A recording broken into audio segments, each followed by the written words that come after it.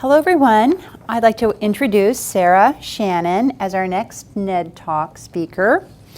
Sarah's title is Precision Nursing Through Application of Adult Attachment Theory. Sarah recently accepted the position as Senior Associate Dean for Academic Affairs at OHSU in Portland and will be leaving the University of Washington after 32 years. This is where we all cry. She started as an ICU staff nurse at UWMC on 5 East in 1984, obtained her PhD from the UW School of Nursing in 1992, and joined the School of Nursing faculty, and became adjunct in bioethics and humanities in the School of Medicine in 2001, joined the UWMC Ethics Consult Service in 2010, and became Chief of the Ethics Consult Service for Northwest Hospital and Medical Center in 2015. Sarah, thanks so much for joining us. I'm pleased. Thank you. Put it like that. Okay. It's really a delight to be here and to talk about something that is a growing trend in medicine, which is precision medicine, but you've heard less about precision nursing. And so I'm excited to share with you some thoughts about what that might mean for us as a profession. So, you guys are familiar with this. Therapeutic Communication 101. Every nursing student gets this and really emerges from nursing school with a pretty solid foundation in basic therapeutic communication skills. And they serve us well with about 50% of our patients. So this is the type of patient that is served well and that we oftentimes feel very successful with. A patient with, in the adult attachment theory, conceptualization, secure attachment. And these patients represent, in the general public, this is about 58% of non-patients, and in the patient population, this is closer to 50 to 55% of our patients. So you might have noticed that the people that you take care of oftentimes will say that they feel quite satisfied with their ability to provide excellent nursing care to about half the patients. But what's going on with the rest? What I'd like us to do is to think about moving from a conceptualization of difficult patients to thinking of them as vulnerable patients, and to our need to change to use precision nursing with those patients. So, adult attachment theory. Let's just go through what that means very quickly. So first of all, this is an internal model that we use to think about both our beliefs around our attachment relationships. So we oftentimes, say that we're not our patients and their family members' friends, but in fact, we do represent an attachment relationship for the patients and their families who oftentimes have prolonged relationships with their care providers that are integral to their health. Now, these are influenced by both childhood experiences. I'm sure you're all familiar with infant attachment, but they're also influenced by their adult experiences that we have in life, and obviously with the attachment experiences that we have. What this really determines is how we view ourselves in relationship to others and our trust for ourself, how we can trust our own self. So it's those perceptions. And it influences our preferred strategies for how we're going to cope with crises and stresses. So one of the biggest ones that we face in life is, of course, illnesses, accidents, traumas, the illnesses of our loved ones. So we tend to see people not at their best, but at their worst, and when they are the most stressed. So we deal with people when they are reverting to or being challenged by their adult attachment style. So how do we assess it? There's basically two different ways that adult attachment styles are assessed. One is through an interview with the person where you know the things that you're listening for, and the other is through a self-assessment. These are the kinds of questions that are asked, and they get at, how you both are viewing yourself, how much you trust yourself, and how much you trust the other person. So, and there's some short forms and then some longer assessment. And if you're interested in this, you can go on the web where you can find everything else and do a self-assessment of your adult attachment style. And I'll reveal mine to you a little later.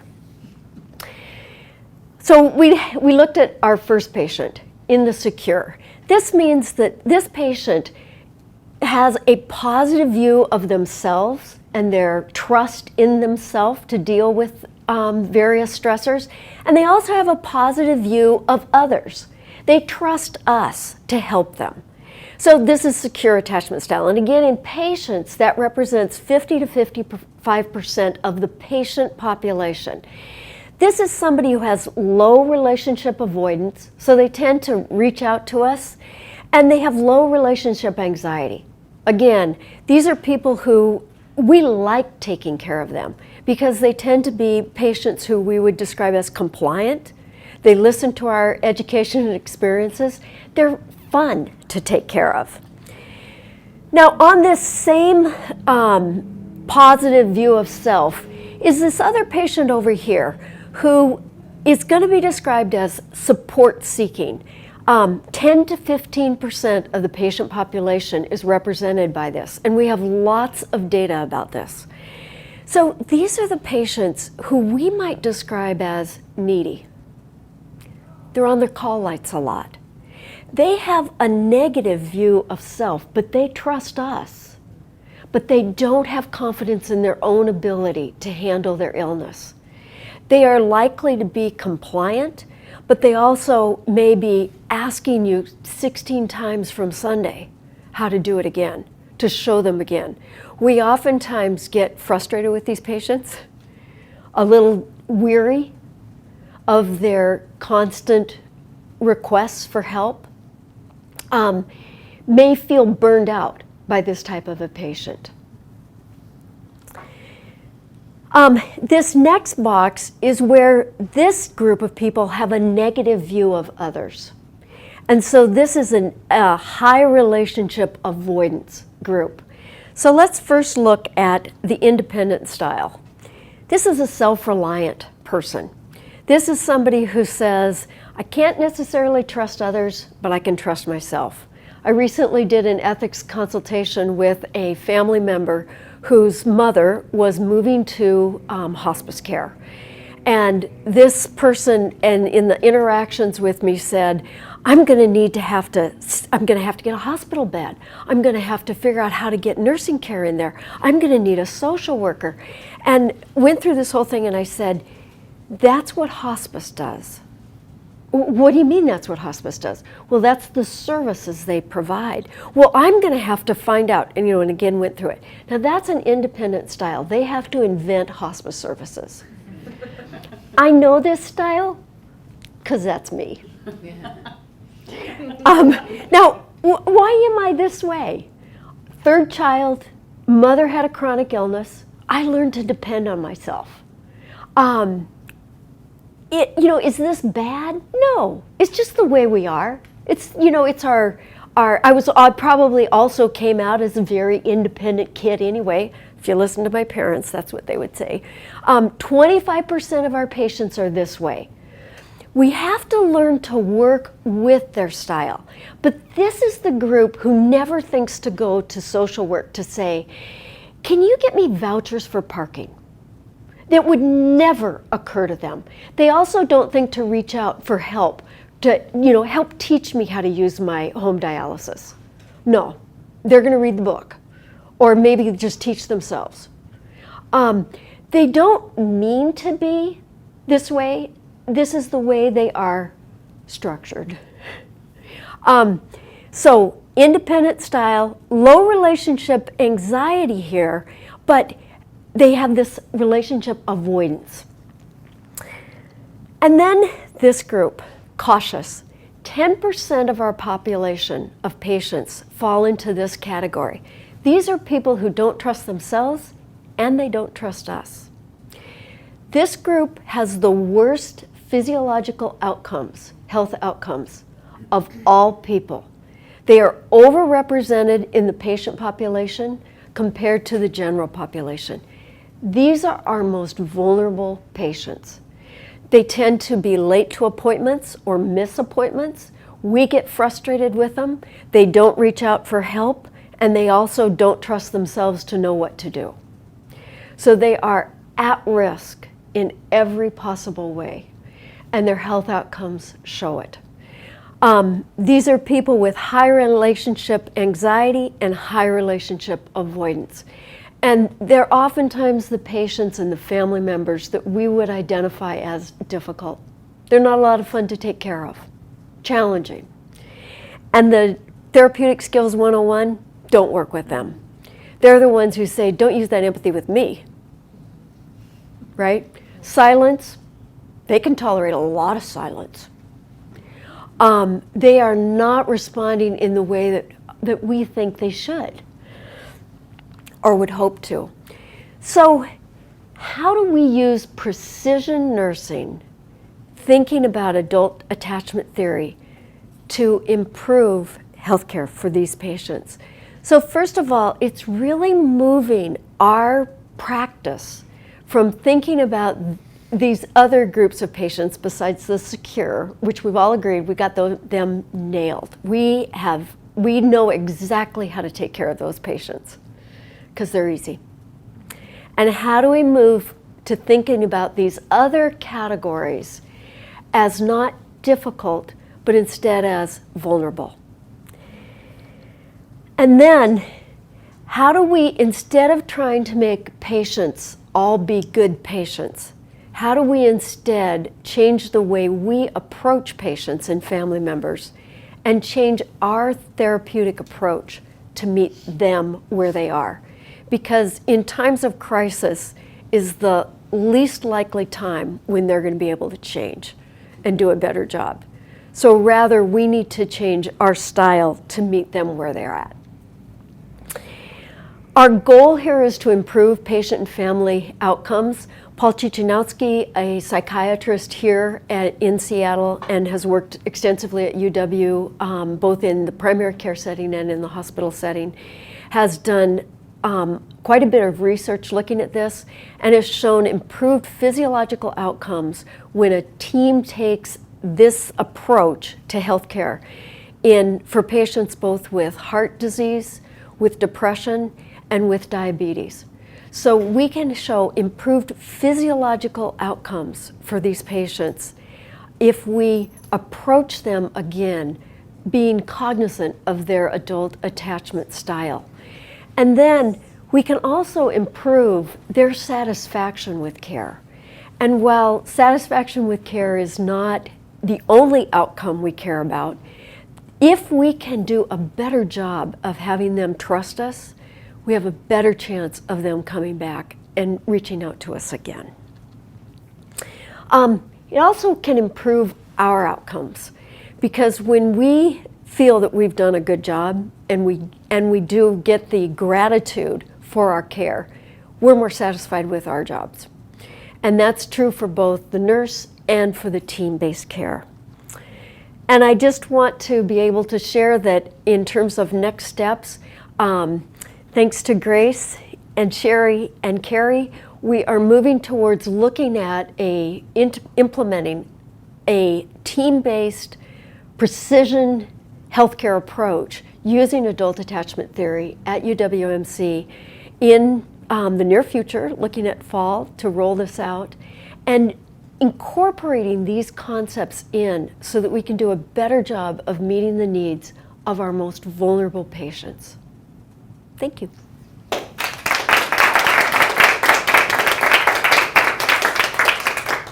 Sarah, that was absolutely fantastic, and we're really looking forward to September. Thank you. And help. Look at that. Yes, you have more Wow. flowers over there. Oh, And questions? yes, Yeah. questions, comments, discussion. Yes. Hi, can you give an example of where somebody would change their approach to a patient in the bed based on knowing? Yes. So, for instance, the needy patient. So part of that is helping them learn to trust that they can trust themselves. And so oftentimes what we do is we keep going in and keep going in and keep going in, and then we get frustrated, right?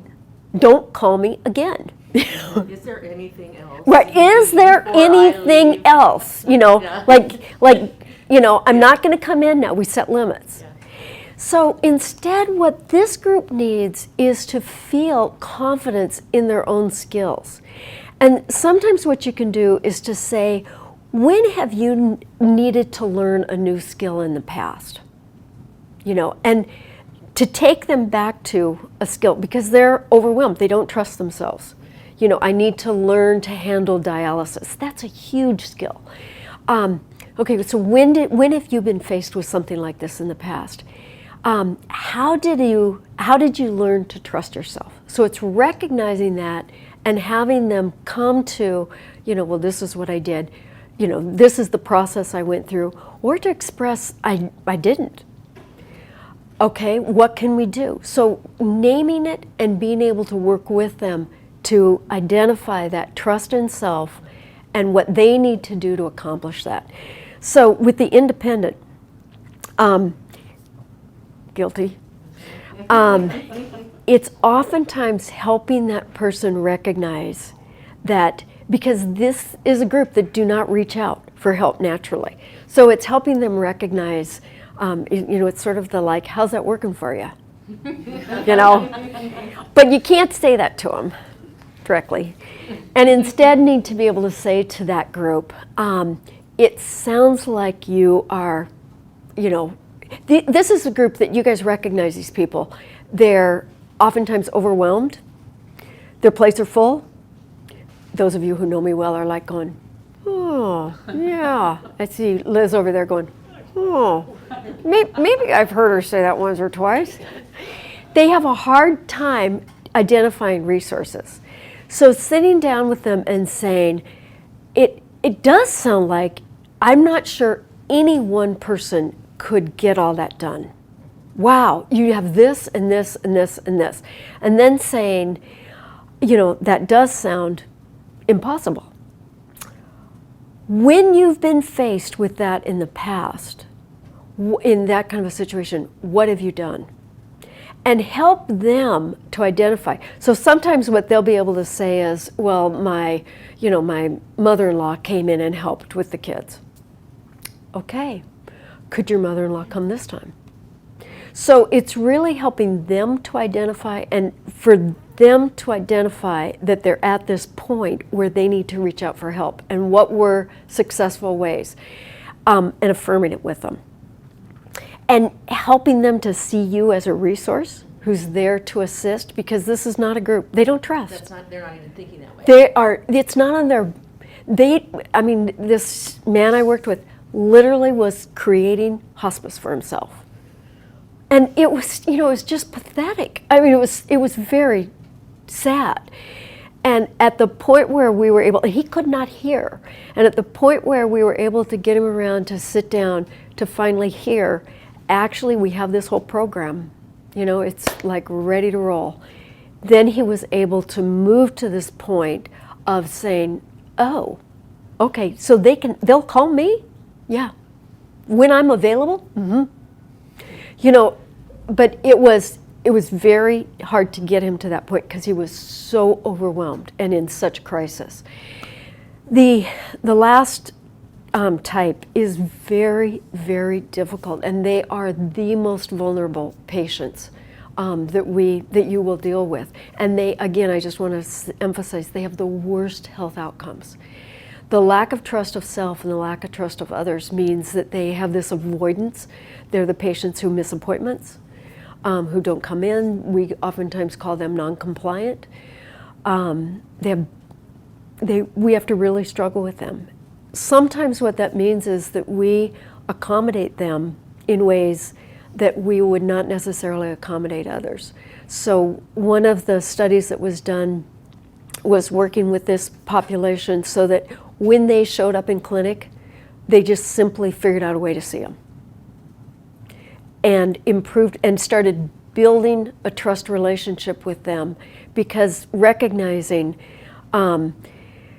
they weren't good about asking for help, they weren't good about navigating systems, and so by the time they had gotten to clinic, they might be 2 days late, but they had gotten there. And they saying to them, it's not your day. You know, you were supposed to come on Monday, you missed your appointment, you're gonna have to come back. You wouldn't see that patient for another 2 months. And so the clinic had to adapt to this patient. And again, it's seeing them not as difficult, but as highly vulnerable. And so working with them, yeah.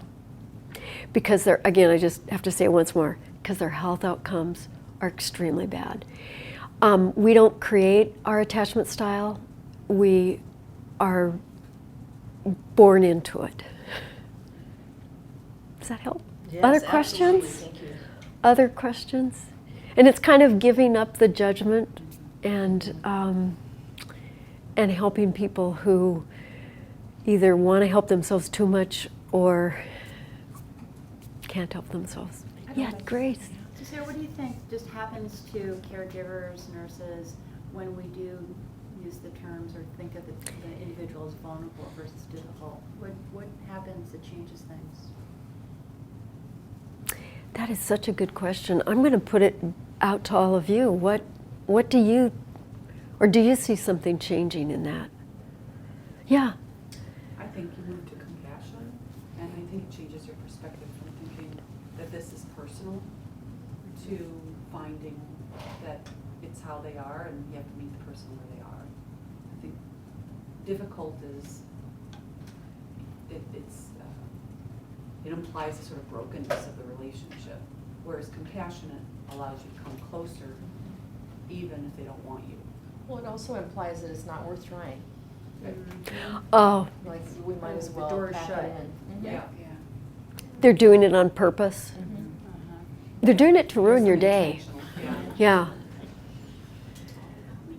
Yeah. Vulnerable, I think the word vulnerable, also there's a, you know, I think about infants are vulnerable. Yeah.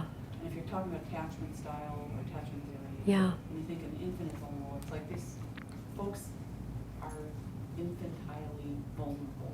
Yeah. They don't have the coping skills, they don't have the identity, ego strength to take care of themselves. So they're the best they can, and that's sort of what we do. You know, if you all took the little attachment style test, I can guarantee you not everyone in this room will be secure.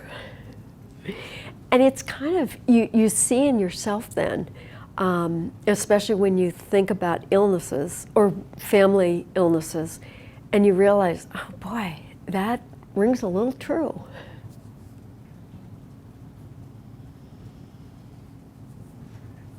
Thank you for that question. Yeah, sure. Other questions, comments, thoughts? It's my stomach growling. Give this woman a cookie. And it works best. This theory has been used for team-based care.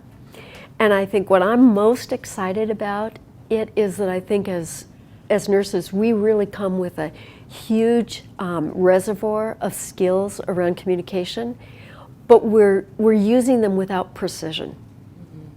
We're using them with the idea that all of our patients are that secure woman sitting in the bed, waiting for us to bestow upon them therapeutic communication skills, and then are shocked when a certain percentage of them are like, you know, screw you. and there is that feeling of, you know, like, how dare they? You know, I'm a really good communicator, and 50% of the time you get feedback that you are an excellent communicator. And so it's confusing of why this other 50% of the time does it not seem to work. And so the goal here would be to learn to use your skills with precision.